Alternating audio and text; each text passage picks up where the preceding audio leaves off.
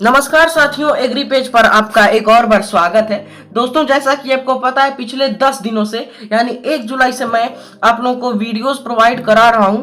हमारे 11th 12th agriculture में जो पुस्तकें पढ़ाई जाती हैं, 11 सब्जेक्ट होते हैं, तो रोज आपको एक वीडियो में एक सब्जेक्ट का सिलेबस पता चल रहा है 2023-24 का, और जिस पर बोर्ड परीक्षा 2024 होने वाली है, जिसके अंतर्गत उसी क्रम में आज 10 जुलाई है और आज हम देखेंगे कृषि रसायन विज्ञान यानी एग्रीकल्चरल केमिस्ट्री का सिलेबस जो क्लास 12th में पढ़ाई जाती है, और उसका सिलेबस हम देखने वाले हैं। अब बनेंगे टॉप रैंकर बिल्कुल सिलेबस से। अगर यही समय सही समय है, इस समय अगर आप पढ़ाई शुरू कर देते हैं तो टॉप रैंकर आप बन जाएंगे। नया सिलेबस 2023-24 का जो जिस पर बोर्ड परीक्षा 2024 होने वाली है, और रेडी फॉर यूपी बोर्ड 2024, तो ये भी बिल्कुल सही लाइन है। अब आपको रेडी होना चाहिए, कमर कस लेनी चाहिए अब आपको बोर्ड पेपर के लिए।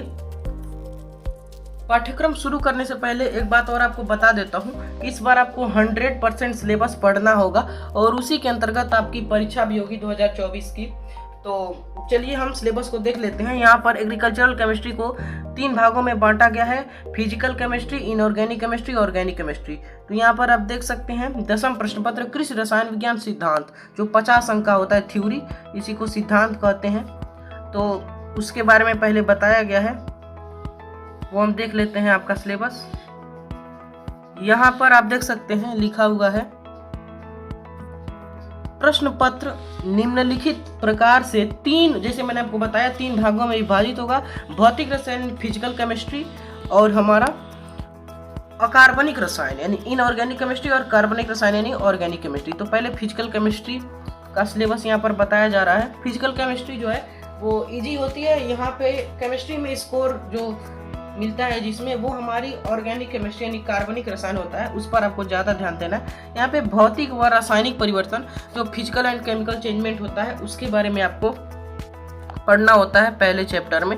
जैसे आपको मैं बता देता हूँ कि 5 प्रकार के भौतिक और रासायनिक परिवर्तन ये आपके यहाँ पे देखने को मिलते हैं। जैसे भौतिक परिवर्तन हमारा टेम्परेरी होता है यानी अस्थायी होता है, रासायनिक परिवर्तन हमारा स्थायी यानी परमानेंट होता है, और भौतिक परिवर्तन जो है उसमें पदार्थ के, आपको पढ़ने को मिलेगा, पदार्थ के भौतिक गुण जैसे रंग, अवस्था, आकार, मतलब रंग, अवस्था, आकार आदि कुछ समय के लिए बदल जाते हैं और किसी भी नए पदार्थ का निर्माण नहीं होता, और परिवर्तन का कारण हटाने पर जो पदार्थ है कुछ समय बाद अपनी मूल अवस्था में आ जाता है, तो वो भौतिक परिवर्तन होगा।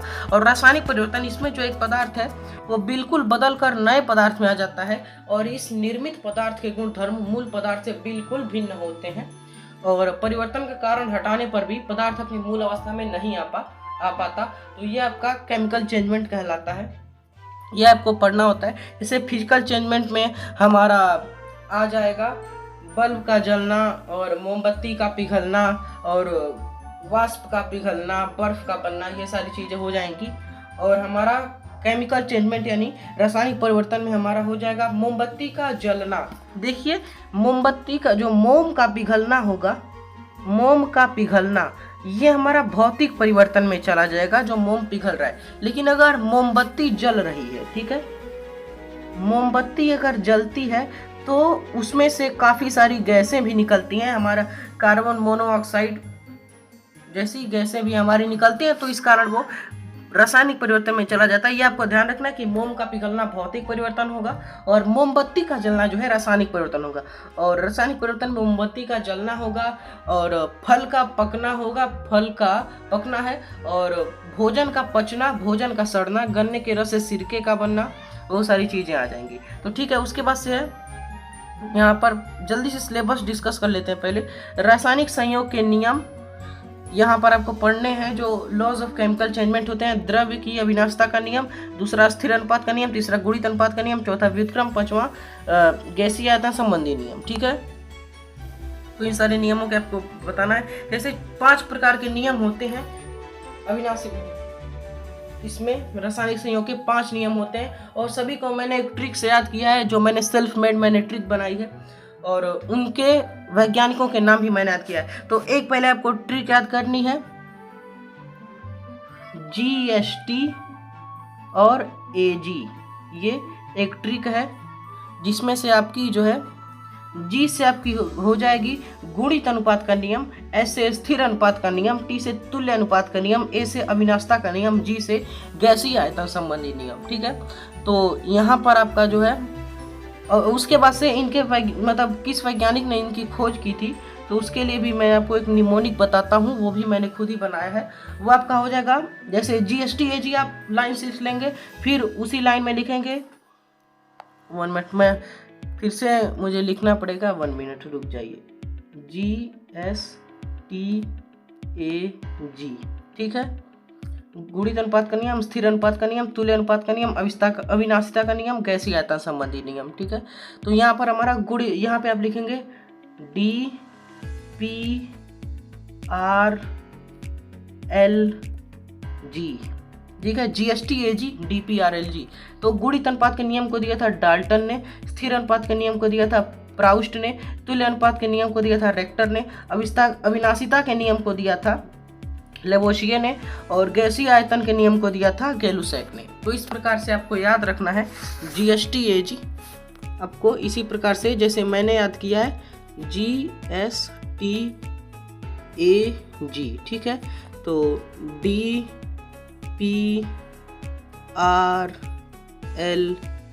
यही होता है गुणित अनुपात, स्थिर अनुपात, तुल्य अनुपात, अविनाशिता और गैसीय आयतन। तो गुणित अनुपात डाल्टन, स्थिर अनुपात प्राउस्ट, तुल्य अनुपात रेक्टर, अविनाशिता लेवोशिए, गैसीय अनुपात गैलुसैक। ठीक है, यही होती है आपकी। उसके बाद से आपका परमाणु सिद्धांत, जो हमारी एटॉमिक मॉडल होता है, वो आधुनिक एवं प्राचीन धारणाएं जो परमाणु सिद्धांत की होती हैं वो। फिर है निम्नलिखित की परिभाषा, सरल व्याख्या व परस्पर संयोजकता, संयोजकता, परमाणु भार, अणुभार एवं तुल्यांकी भार। ये तीनों आपको पढ़ने होते हैं। जैसा कि हमारा अणुभार को आप कह सकते हैं किसी पदार्थ में उपस्थित परमाणुओं, मतलब किसी पदार्थ में उपस्थित समस्त परमाणुओं के भारों को अणुभार कहते हैं। ये एक प्रकार से परिभाषा जाती है। फिर है परमाणु की रचना एवं रेडियो एक्टिविटी, जो रेडियो धर्मिता होती है, रेडियो एक्टिविता, उसके बारे में आपको इस चैप्टर में पढ़ना होता है। ठीक है, काफी अच्छा चैप्टर है। उसके बाद से अवोगाद्रो की परिकल्पना और उसके उपयोग। फिर दूसरे में आयनवाद, यानी आयनाइजेशन जो होता है, आयनवाद सिद्धांत, परमाणु और आयन में अंतर, यानी परमाणु और आयन में क्या अंतर होगा वो, और निम्न की आयनवाद की सहायता से व्याख्या, वैद्युत अपघटन, अम्ल क्षार लवण, जल अपघटन जो हमारा हाइड्रोलिसिस होता है, और उदासीनीकरण यानी न्यूट्रलाइजेशन रिएक्शन। तो यहाँ पे आपको ये सारी चीज़ें पढ़नी है, एसिड बेसिस साल्ट, हाइड्रोलिसिस और न्यूट्रलाइजेशन रिएक्शन। तो यही आपकी होती है। और एक बात आपको बता दूं यहाँ पर, जैसे हमारा जो जल अपघटन होगा, ये जल अपघटन दोनों एक में ही होना चाहिए, कामा करते हैं लेकिन कोई बात नहीं, जल अपघटन, ठीक है, जिसको हाइड्रोलिसिस कहा जाता है। तो इसी में हमारा होता है जैसे उदासीनीकरण। पहले आप उदासीनीकरण समझ जाएंगे तो जल अपघटन अपने आप समझ में आ जाएगा। या जल अपघटन समझ लेंगे और तो उदासीनीकरण क्या होता है, जैसे आपको पता है कि जो हमारे अम्ल तथा क्षार हैं वो जब परस्पर क्रिया कर लेते हैं तो लवण तथा जल बनाते हैं। ठीक है, अम्ल तथा क्षार जब परस्पर क्रिया कर लेते हैं तो लवण तथा जल हमारा बनता है। अम्ल तथा क्षार जो क्रिया कर लेते हैं तो यहाँ पर गिब्स लवण तथा जल बनता है। इसी क्रिया को कहते हैं उदासीनीकरण अभिक्रिया, उदासीनीकरण, इसी को कहा जाता है न्यूट्रलाइजेशन रिएक्शन। तो अम्ल तथा क्षार मिलकर लवण तथा जल बना दिए तो वो हमारा उदासीनीकरण अभिक्रिया हो गया। जल अपघटन यानी हाइड्रोलिसिस तो एकदम इसी का अपोजिट होता है। जैसे उदासीनीकरण में अम्ल तथा क्षार मिलकर लवण तथा जल बना दिए, तो जल अपघटन में जो है लवण तथा जल मिलकर अम्ल तथा क्षार बना देते हैं। ठीक है, तो लवण तथा जल मिलकर अम्ल तथा क्षार बना देते हैं यहाँ पर, उसी को कहा जाता है हमारा जल अपघटन, यही होता है। उसके बाद से मृदा परीक्षण जो सॉइल टेस्टिंग होती है उसकी सामान्य जानकारी और जीवांश पदार्थ एवं मृदा के अम्लीय क्षारीय गुणों का तुलनात्मक अध्ययन। तो ये आपकी पहली इकाई खत्म होती है। यहाँ पर देख लेते हैं, हाँ 10 अंक की होती है आपकी भौतिक रसायन, 10 अंक का। यहाँ पर 5 अंक आपको इस पर मिलता है और ठीक है 10 अंक की ये इकाई आपकी होती है। उसके बाद से हम देख लेते हैं आगे हमारा अकार्बनिक रसायन, जो हमारा इनऑर्गेनिक केमिस्ट्री होगा, उसमें देख लेते हैं क्या दिया गया है। इसमें है, पहले हम जल्दी से सिलेबस को खत्म कर लेते हैं, बाद में एक्सप्लेन आपको करेंगे अगले वीडियो में। तत्वों का आवर्ती वर्गीकरण 5 अंक का। इसमें जल जो होता है अस्थायी एवं अस्थायी कठोरता व कठोर तथा मृदु जल बनाने की विधियां, जल की सिंचाई में उपयुक्तता। तो जो हमारी कठोरता होती है वो 2 प्रकार की आपको पता है, हार्ड कठोरता होती है, अस्थायी एवं अस्थायी कठोरता 2 प्रकार की होती है। टेम्परेरी हार्डनेस और परमानेंट हार्डनेस, कठोर और मृदु जल बनाने की विधियां और सिंचाई, जल की सिंचाई कार्य में उपयुक्तता। उसके बाद से निम्नलिखित तत्व उनके यौगिकों की उपस्थिति, गुण व उपयोगिता के विशेष संदर्भ में। और उसके बाद से अध्ययन, इसमें नाइट्रोजन, अमोनिया, ये सभी जो है एक एक चैप्टर है, एक एक गैसें हैं। नाइट्रोजन, अमोनिया, नाइट्रिक अम्ल, कार्बन, कार्बन डाइऑक्साइड, फास्फोरस, फास्फोरक अम्ल, गंधक, सल्फर डाइऑक्साइड, सल्फ्यूरिक अम्ल, क्लोरीन, हाइड्रोक्लोरिक अम्ल।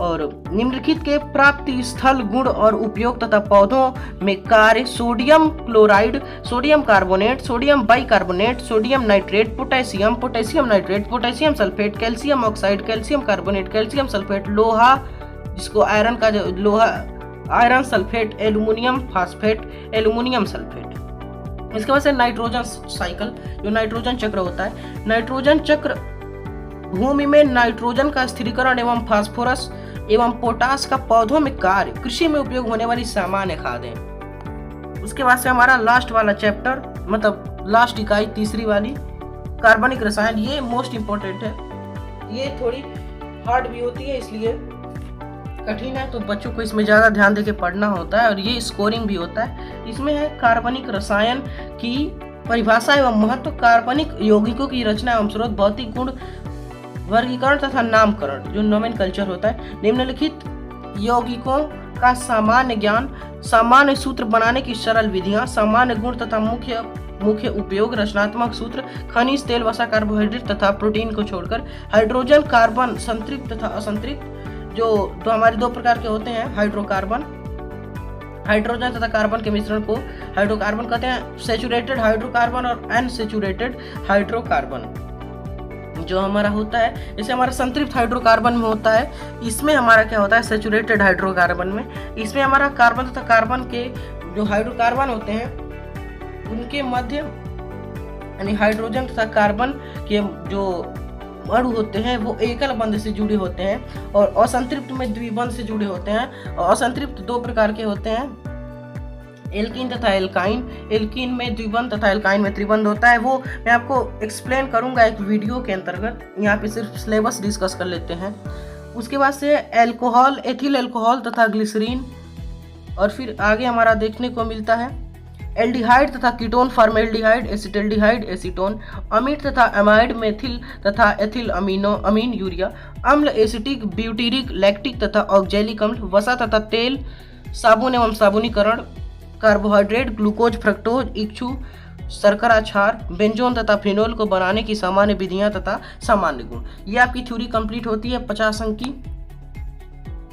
यहाँ पे हमारी जो है 15 अंक का जो हमारा कार्बनिक रसायन होता है, ऑर्गेनिक केमिस्ट्री, वो होता है। उसके बाद से हमारी अकार्बनिक रसायन हमारा 20 अंक का देखने को मिलता है। जैसे कि आप देख सकते हैं साइड में सारे नंबर्स लिखे हुए हैं। तो ठीक है, अब हम प्रैक्टिकल, जैसे कि आपको पता है इसमें प्रैक्टिकल 50 अंक का होता है, तो उसकी क्या रूपरेखा होगी वो भी हम देख लेते हैं। ये तो आपकी थ्योरी थी 50 अंक की। प्रैक्टिकल इस पेज में दिया हुआ है, प्रयोगात्मक अकार्बनिक। इसमें भी जैसे प्रैक्टिकल में भी इसमें भी 3 भागों में बटा है। तो अकार्बनिक का जो प्रयोगात्मक होगा उसमें क्या दिया गया है, इसमें है निम्नलिखित की गुणात्मक अभिक्रियाएं। इसमें हो जाएगा हमारा chloride, bromide, iodide, nitrate, sulphate, sulphide, carbonate, phosphate, सीसा, तांबा, आर्सेनिक, लोहा, एल्युमिनियम, जस्ता, manganese, calcium, barium, magnesium, sodium, potassium और अमोनिया जल या खनिज अम्लों में घुलनशील सरल मिश्रणों का, जिसमें विभिन्न वर्गों के उपयुक्त 2 से अधिक अम्लीय और 2 से अधिक क्षारीय मूलक न हो का गुणात्मक विश्लेषण, साधारण विश्लेषण में व्यतिकरण न करने वाले। फिर दूसरा हो जाएगा इसमें उपयुक्त मानक विलयन को प्रमाणिक मानकर अम्लीय और क्षारीय घोलों को बनाना तथा इनका मानकीकरण। सल्फ्यूरिक, हाइड्रोक्लोरिक, ऑक्जेलिक अम्लों, सोडियम कार्बोनेट, सोडियम बाइकार्बोनेट तथा सोडियम हाइड्रोक्साइडों का आयतन अनुमापन, कार्बोनेट और हाइड्रोक्साइडों का इनके मिश्रणों में आयतनीय अनुमापन, पोटेशियम परमैंगनेट द्वारा फेरस अमोनियम सल्फेट का आयनिक अनुमापन। और थर्ड इसमें हो जाएगा मृदा परीक्षण, पीएच तथा अम्लीय क्षारीय मृदा की पहचान जो कैसे करेंगे, जैसे कि आप लिटमस पेपर से कर सकते हैं, कुहन की कैलोरीमीटर जो होता है उससे आप कर सकते हैं। और पीएच के बारे में आपको पढ़ना होता है, पोटेंशियल ऑफ हाइड्रोजन या पावर ऑफ हाइड्रोजन भी कर सकते हैं, जिसकी खोज वर्ष 1909 में सोरेनसन साहब ने की थी। सोरेनसन ने, SPL सोरेनसन ने। और इसमें 1 से 14 तक पैमाने अंकित होते हैं। 0 से 7 तक हमारा जो है अम्लीय होता है और 7 उदासीन यानी न्यूट्रल होता है। और हमारा उसके बाद से 14 तक, 7 से लेकर 14 तक जो हमारा होता है वो क्षारीय होता है। ठीक है, 0 से 7 तक अम्लीय, 7 उदासीन और उसके बाद 14 तक क्षारीय। उसके बाद से कार्बनिक जो हमारा ऑर्गेनिक होता है, इसमें प्रैक्टिकल में क्या क्या देखना है वो भी यहाँ पर दिया गया है। फिजिकल केमिस्ट्री का प्रैक्टिकल नहीं होता है। तो और कार्बनिक यहाँ पे दिया गया है। निम्नलिखित कार्बनिक यौगिकों की पहचान। कार्बनिक यौगिकों में तत्व एवं क्रियाशील समूहों का परीक्षण साधारण परीक्षणों द्वारा।